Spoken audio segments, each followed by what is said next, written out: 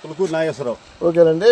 ఈ విత్తనం ఎప్పుడు వేసారండి? ఇది సెప్టెంబర్ 11 అర్జున్ నవధాన్య వాడిది.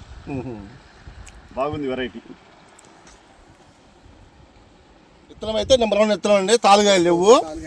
మేము 2 ఫీల్డ్ చూసాము. పులిపాడులో ఫీల్డ్ చూసాము, ఇక్కడ ఈ ఊళ్ళో ఫీల్డ్ చూసాము. విత్తనం అయితే వేసుకోదగ్గ విత్తనమే.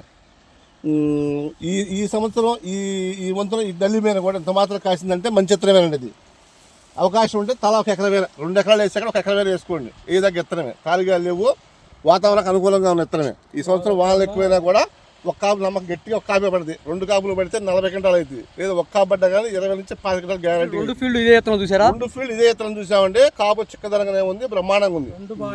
2 కూడా అద్భుతమే. పులిపాడులో విత్తనం చూసిన ఫీల్డ్ కానీ ఏ దగ్గర చూసి విత్తనం కానీ నెంబర్ 1 ఉందండి. తోటలో తేడా అయితే ఏమి లేదు.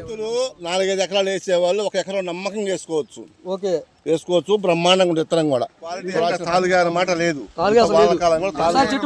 ఇదిగోండి తాలుగాయ అన్నమాట ఎక్కడా లేదు. ఇదిగోండి ఇదిగోండి తాలుగాయ అన్నమాట లేదు. మొత్తం ఇక కొమ్మ బ్రహ్మాండంగా ఉందండి. వేసుకోదగ్గ విత్తనమే, మంచి విత్తనమే. నెక్స్ట్ ఇయర్ 2 ఎకరాలు వేసి 1 ఎకరం బ్రహ్మాండంగా వేసుకోవచ్చు.